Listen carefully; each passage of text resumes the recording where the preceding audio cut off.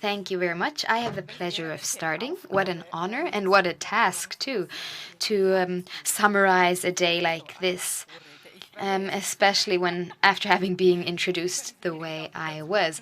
I will try. You can form your own opinion, and then Ulrich Otto will continue.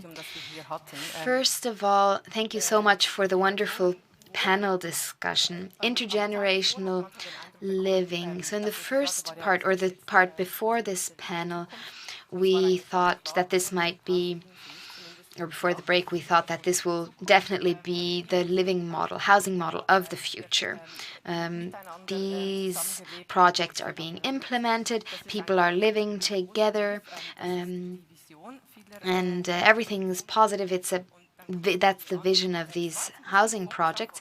And then we hear the panelists, and they, of course, confirm that many things, but there's also a lot that goes wrong.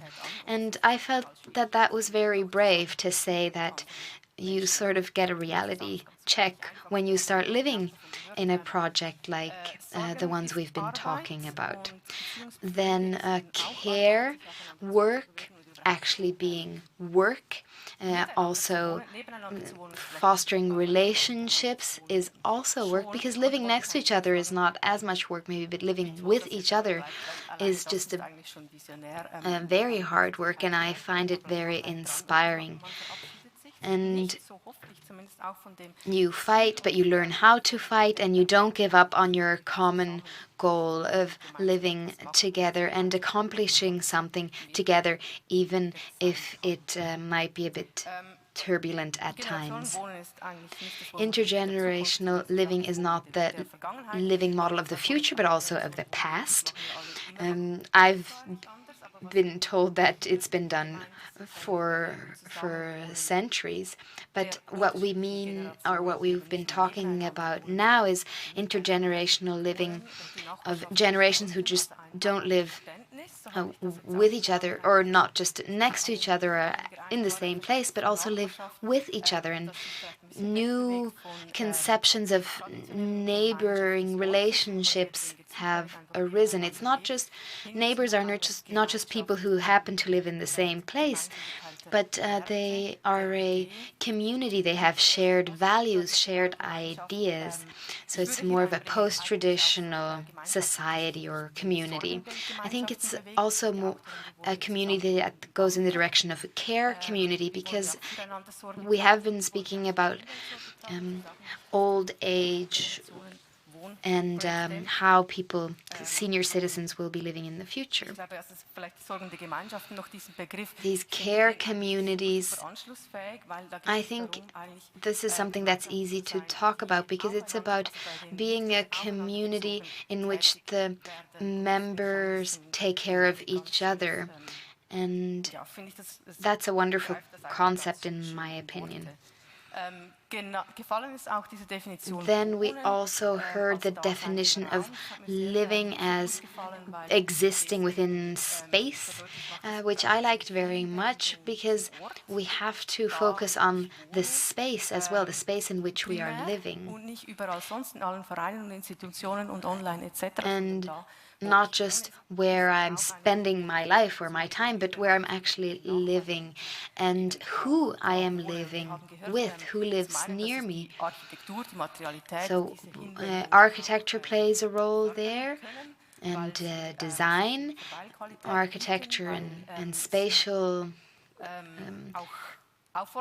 details can actually invite neighbors to have better relationships and to meet and to have people from different stages of life come together and start a dialogue.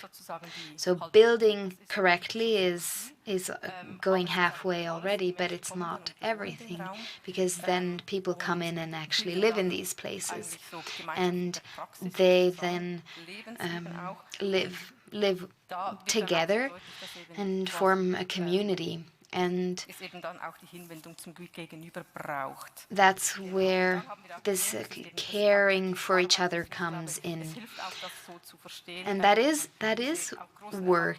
I think it's good to have these big expectations, but it's also important to know that it's a lot of work and that you have to work with each other. And that participation is important, but also never ending. And one more thing that I would like to say, loneliness has come up every once in a while. And there is actually a restaurant in Holland that offers meals to people who live alone. And it says that loneliness has to be seen just like brushing your teeth. You always have to work on it so that things don't get out of hand. And I think that shows that it can be something that's just normal, and that community is something normal too, even if it's difficult at times. Thank you, Heidi. And I'm so happy to see that you are all working on these topics. Karin Salm said that intergenerational living makes people happy, but that was at the beginning. I'm always happy to play devil's advocate. We heard different speakers speak about different paradigms. One thing that we heard was about care and rethinking the spectrum of responsibilities. I think that was new to many of us. And then we had mobility, space, availability of space, and concepts of community. But some concepts were also around, even though they were not spoken about, because Mr. Age-Friendly City, Simon Stocker, didn't even speak about his core topic. It would be interesting to look at the potential of larger projects such as the Hunziker Areal with regard to age-friendly environments.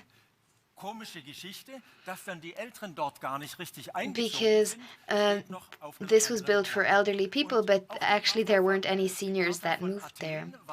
Then we also heard about the Athens Charter, which was criticized by the speaker, but regretfully the Leipzig Charter was not mentioned because that was actually the next step and brought about some changes. And then we have Sibyl Welti, because the 10-minute city was not included in the panel, even though it should have, because these neighborhood-oriented projects are solving a lot of issues. And now let's speak about discord. There is a lot that still has to be worked on. Why is this not a mainstream topic? I don't understand. We have heard some reasons, though. Then, many times it was suggested that intergenerational or communal living had to do with forcing people to move there, and I didn't really like that because we heard that there were more relaxed aspects as well. Then talking about availability of land and living space. Switzerland has been talking about that for years, but then we always say, yes, Switzerland is working on it, but we never actually find solutions, and it's time now to really work on this topic. We need better and more intelligent concepts, and we have to work with co-ops and with their rules of number of persons plus one room when it comes to the size of apartments for people. Then Heidi talked about good neighborhoods. There is a bit of a discord here. And I want to hear more from that. And then something that irritated me, we are in times of a war, inflation, exorbitant increases in prices, and the results that should come from that have not been mentioned at all. In Germany, there's project after project that is being rethought. Everyone is coming together to find solutions, and that is something that I haven't heard of anything about today. Then niche product, yes or no, I am undecided. But I think intergenerational living can be a game changer in different situations. And I think that it becoming mainstream is something that is definitely on the agenda. And now, with all due respect, and I compliment everyone who is working on these topics. Please stick with it and find great solutions.